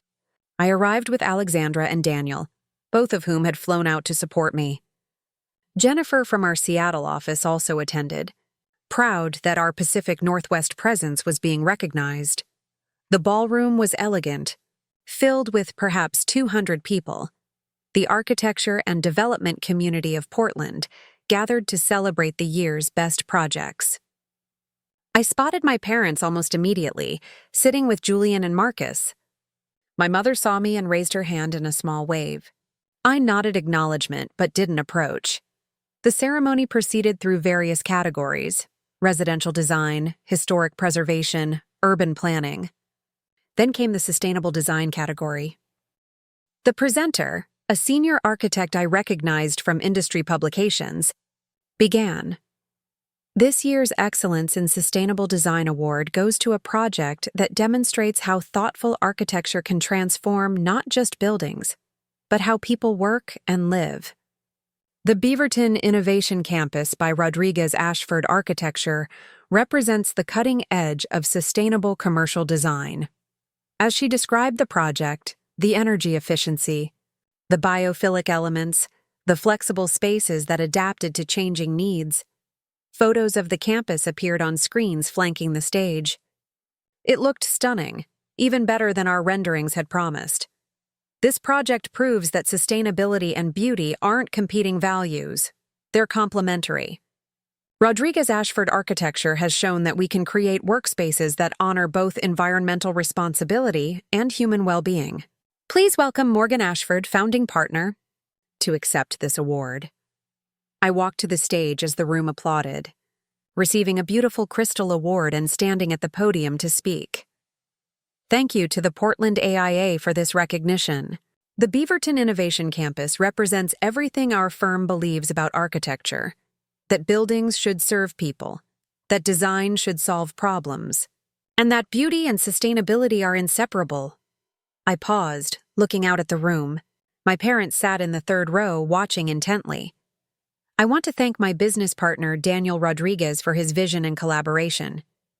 I want to thank our entire team at Rodriguez Ashford for their creativity and dedication. I want to thank Marcus Chen and Cascade Development for trusting us with this project. And I want to thank everyone who believed in this design's potential to transform how we think about workplace environments. I didn't thank my parents. I didn't mention family. But I saw my mother's face as I spoke, saw the pride and regret warring in her expression. After the ceremony, there was a reception where attendees congratulated winners and networked. Multiple developers approached me about potential projects. Local architects introduced themselves, expressing admiration for our work. Portland's mayor stopped by to discuss a possible civic project the city was considering. Eventually, my parents approached. We'd been circling each other all evening, and I knew the conversation was inevitable. "Morgan, congratulations," my father said formally, shaking my hand. "That was a well-deserved award. The campus is remarkable." "Thank you," I said neutrally. My mother's eyes were wet. "I'm so proud of you," she said quietly. "I know I don't have the right to say that. I know I failed you for so long that my pride now doesn't mean much. But watching you accept that award, hearing how people talk about your work, I'm just overwhelmed by what you've accomplished. Despite you, not because of you," I said, the words emerging before I could stop them. She flinched but nodded. "Yes, despite us. You built all of this with no support from your family, and that makes it even more impressive. I wish I could go back and be the mother you needed. I wish I could have seen your talent and supported your dreams instead of dismissing them. I can't change the past, but I want you to know that I see you now. Finally, I see you." It was the most honest acknowledgement she'd ever given me. "I appreciate that," I said carefully. "But seeing me now doesn't erase 34 years of not seeing me. It doesn't give me back the childhood where I felt valued, or the young adulthood where I needed support. You can't make up for that time." "I know," she whispered. My father spoke up. "We're not asking for forgiveness or reconciliation. We just wanted to tell you, in person, that we were wrong. About everything. And we're sorry." I looked at them, my parents, older and diminished by their recognition of failure. I felt, not forgiveness exactly, but something softer than anger. Acceptance, maybe. Acceptance that they'd never be the parents I needed, but they were capable of growth, however late. "I'm not ready for regular family contact," I said. "I'm not ready for holiday dinners or family trips or pretending everything is fine. But maybe eventually we can have something limited and honest. No more narratives, no more assumptions, just reality." "That's more than we deserve," my mother said. "It's what I'm willing to offer," I corrected. "For now." Julian approached with Marcus, breaking the tension. "Congratulations, Morgan. We need photos with you and your award." I gratefully moved away from my parents to join my brother and his husband, smiling for photos that would mark this moment, professional validation in the city where I'd always been dismissed as a failure.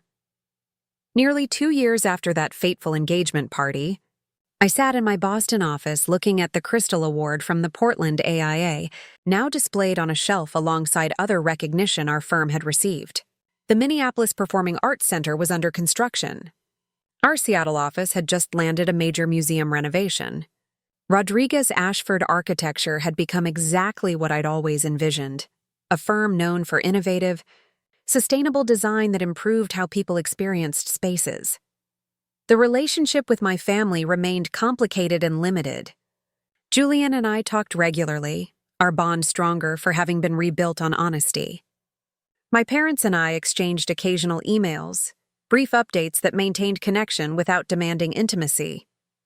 Aunt Catherine and I had no contact at all, and I was fine with that. I'd learned important lessons through this journey. First, family validation, while deeply desired, isn't necessary for genuine success. I'd built a remarkable career, earned professional respect, created beautiful spaces that improved people's lives. My parents' inability to recognize that for decades didn't diminish those achievements.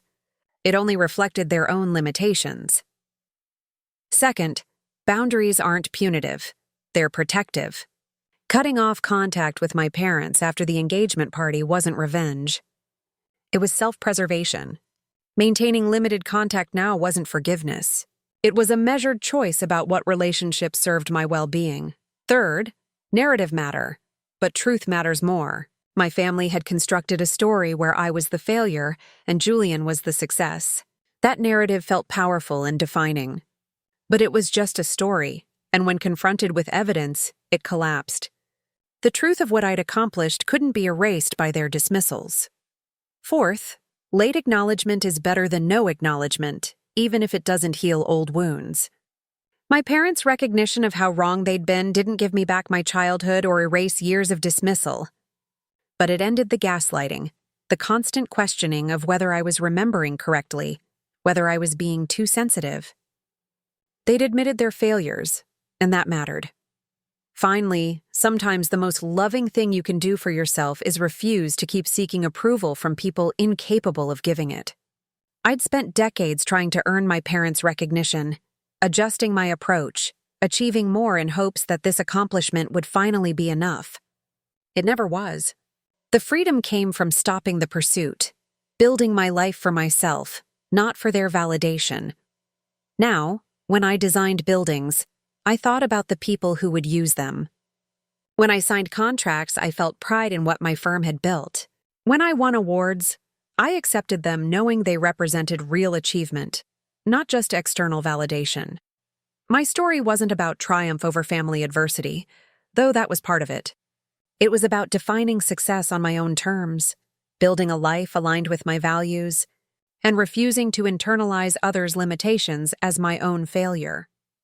The engagement party revelation had been dramatic. The public exposure of my parents' willful ignorance, the shocked faces when they learned what I'd achieved. But the real transformation had been quieter. The gradual understanding that I didn't need them to see my worth for it to be real. That I could acknowledge the hurt they'd caused while also moving forward without being defined by it. That family relationships could be limited and boundaried and still have value, or that they could end entirely, and that was okay too. I'd spent 34 years seeking my parents' approval. I'd spent the last 2 learning to live without it. And in that space, that freedom from needing their validation, I'd finally found peace. The irony wasn't lost on me. My parents finally saw my success only after I'd stopped needing them to see it. They finally understood what I'd built only after I'd built it entirely without them. Their recognition came too late to change our relationship fundamentally, but just in time for them to understand what they'd lost through their own blindness. Looking at that Crystal Award, I thought about the younger version of myself, the kid redesigning their bedroom with thrift store finds, the teenager winning design competitions that went unacknowledged, the college student leaving for Texas without family support. That younger Morgan had been right all along. Architecture wasn't a phase or a hobby or an impractical dream. It was a calling, a talent, a legitimate path to meaningful work. I wished I could tell that younger version, keep going. They won't see it, but that doesn't mean it isn't real. You'll build something remarkable. You'll prove yourself right in ways you can't imagine yet. And someday, you'll stand in front of 200 people accepting an award for excellence while your parents sit in the audience, finally understanding what you always knew. Your worth isn't dependent on their acknowledgement. Your success isn't defined by their metrics. You know who you are and what you're capable of. That's enough. That would always be enough.